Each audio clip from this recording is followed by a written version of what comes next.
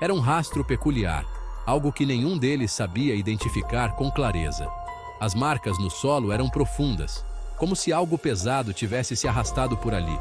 A grama estava amassada e molhada de um líquido que cheirava a ferro. Mas não havia pegadas humanas, nem sinal de luta. Apenas um vazio que parecia zombar do esforço deles em encontrar alguma pista. Ela deve ter se perdido na floresta, sugeriu alguém. Mas a ideia era absurda. Maria conhecia o caminho melhor do que ninguém, e mesmo que tivesse entrado na mata por engano, teria respondido aos chamados dos moradores. As vozes que ecoavam entre as árvores naquela manhã retornavam vazias, como se a floresta tivesse engolido suas palavras. Os homens decidiram voltar à vila ao entardecer, cabisbaixos e com os olhos carregados de incerteza. Mas foi na volta que perceberam algo ainda mais inquietante. Marcas de arranhões nas árvores próximas ao riacho. Eram longas, profundas, como se algum animal de garras afiadas tivesse passado por ali. A sensação de segurança, tão característica de Saint-Noir, parecia ter sido arrancada.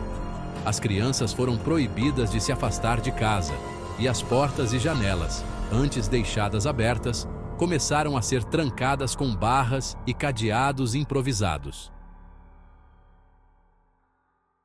No entanto, naquela mesma noite, enquanto o vilarejo se envolvia em uma quietude assustada, um uivo longo e cortante ecoou pela escuridão, fazendo com que até os mais corajosos estremecessem. Naquela noite, o som parecia atravessar a alma dos moradores de Saint-Noir. O uivo não era como o de um lobo comum, e os caçadores mais experientes confirmaram com vozes trêmulas e olhares perdidos.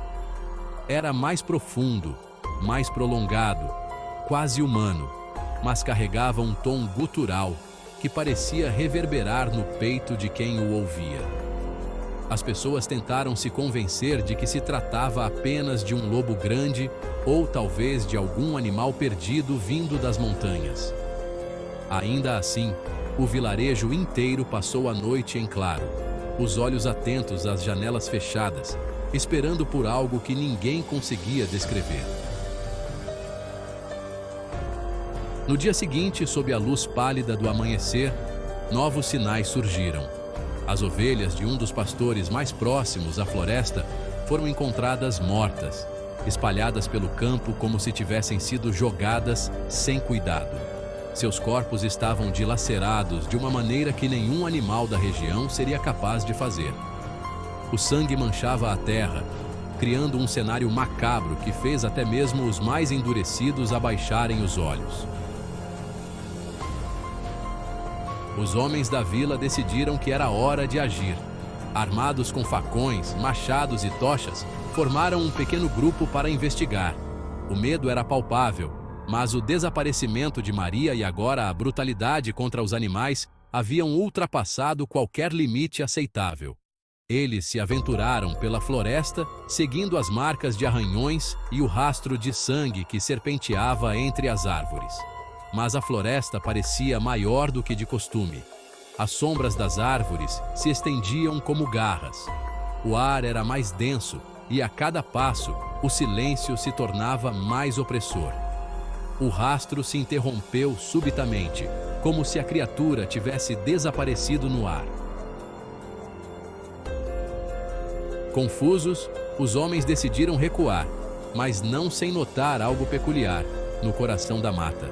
Um círculo de árvores queimadas, ainda exalando um cheiro de fumaça, como se um fogo estranho tivesse sido aceso ali recentemente. Quando o grupo retornou à vila, trouxe consigo um relato que só aumentou o medo. Eles falaram sobre a sensação de estarem sendo observados, os sons de passos que não eram os deles e o eco de um rosnado baixo e ameaçador que parecia segui-los. Foi naquela noite, enquanto a vila mergulhava em um silêncio forçado, que os sinos da igreja tocaram novamente, dessa vez em pânico. Algo mais havia acontecido. Algo que faria o medo ganhar uma nova forma.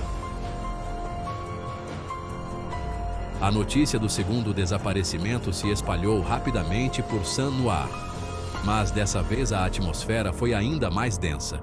Não havia mais dúvida. Algo sobrenatural, algo monstruoso, estava rondando o vilarejo. Na manhã seguinte ao uivo, que ainda reverberava nos corações dos moradores, a esposa de Guillaume, o ferreiro da vila, desapareceu sem deixar vestígios.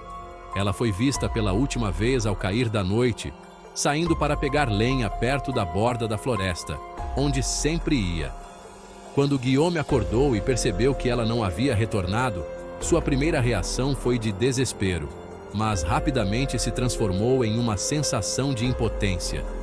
Ele sabia que algo estava errado. A floresta parecia engolir as pessoas e não havia mais explicação lógica para os desaparecimentos. À medida que o sol começava a se pôr, o vilarejo se preparava para outro dia de tensão. Os homens se reuniram novamente, armados e com lanternas, prontos para adentrar a floresta em busca da esposa de Guillaume, mas algo os deteve. Eles notaram que as sombras ao redor da vila estavam mais profundas, mais densas, e um presságio inquietante tomou conta de todos. O vento, que normalmente trazia uma sensação refrescante das montanhas, agora carregava algo pesado, algo que não podiam identificar, mas que sentiam em seus ossos. E foi aí que aconteceu. O ferreiro, em um impulso irracional, correu para a floresta sozinho, chamando pelo nome da esposa. Os outros homens tentaram impedi-lo, mas a ansiedade de reencontrá-la logo o fez desaparecer entre as árvores. Minutos depois, o grito de Guillaume cortou a noite. O som foi abrupto, dilacerante, e logo se transformou em um silêncio absoluto. Quando os homens finalmente conseguiram alcançá-lo, encontraram-no de joelhos, tremendo, os olhos arregalados de terror.